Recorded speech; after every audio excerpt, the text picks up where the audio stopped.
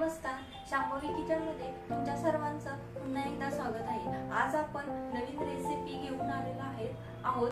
तर आपण आज वडापाव कसं बनवायचा ते बघणार आहोत आणि त्याच्या सोबतच कढी। तर आपण वडापावसाठी काय काय साहित्य लागते पाहूया।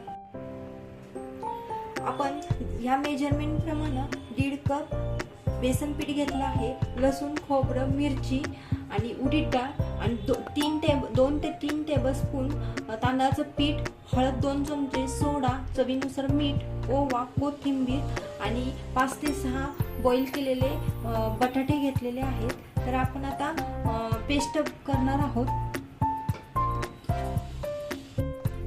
3 मिरच्या घेतलेल्या आहेत आपण, लसूण, खोबरं, कोथिंबीर थोडीशी,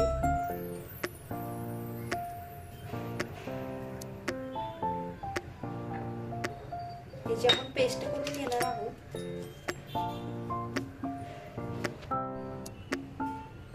आपण आता हे बेसन पीठ 1.5 कप घेत आहोत। आता आपण हे भिजवत आहोत।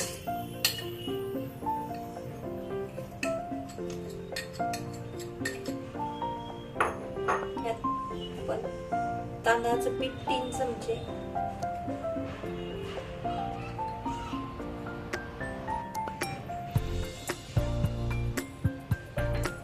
थोडीशी हळद,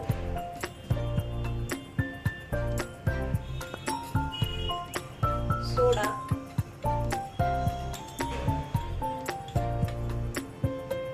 चवीनुसार मीठ,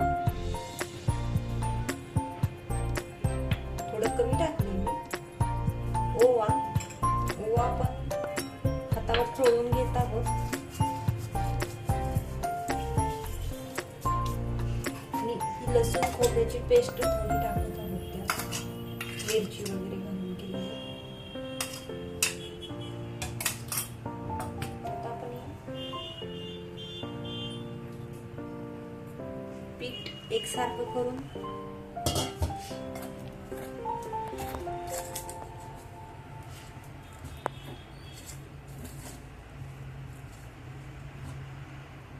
त्यात पाणी घालत आहोत थोडं थोडं।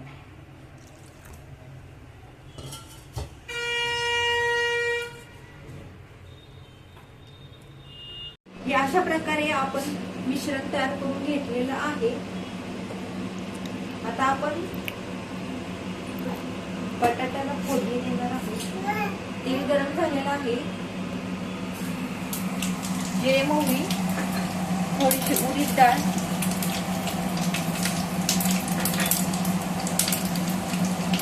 हळद,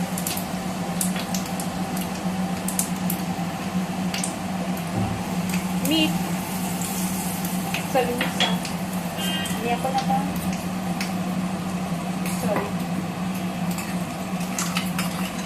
मसाला टाकत आहोत।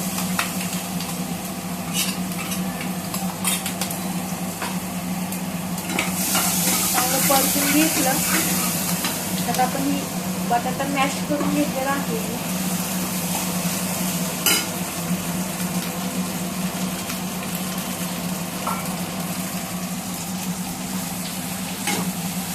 घेतलेला आहे। त्यात 1 चमचा बेसन पीठ, थोडं चवीनुसार पीठ, थोडीशी किंचित साखर टाकलेली आहे। तर तेल पण गरम झालेलं आहे।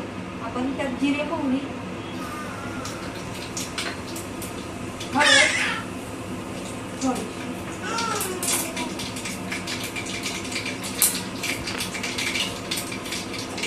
लसूण, खोबरं, मिरची वगैरे मसाला टाकलेला आहे।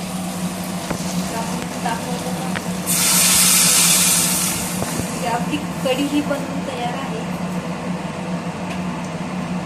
हिला उकळी येऊन देऊ नका। उकळी यायला लागली ना की बंद करायचं, म्हणजे कढी ही फुटती।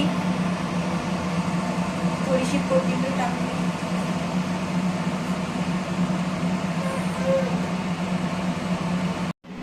आता आपण हे छोटे छोटे असे गोल करून घेतलेले आहेत। चपटे केलेले आहेत मी, गोल राऊंड नाही बनवला। आता आपण हे असं टाकत आहोत एक एक एक। छोटी साईज घेतलेली आहे मी, तुम्हाला हवी असेल तर मोठी साईज घेऊ शकता तुम्ही।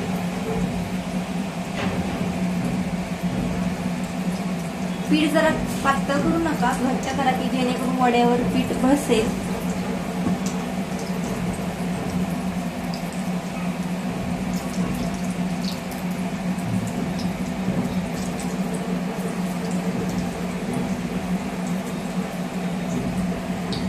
तर तुम्ही बघू शकता कढी सुद्धा आपली तयार आहे मस्तपैकी आणि वडापाव देखील तयार आहे गरम गरम.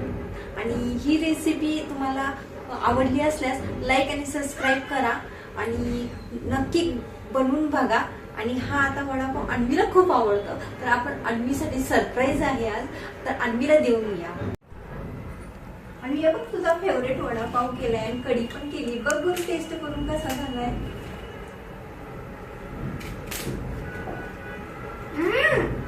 मस्तच झालंय मम्मी. आणि कढी सोबत बघ बघू कसं झालाय. मग तर मस्तच अजून. Okay, thank you. Welcome.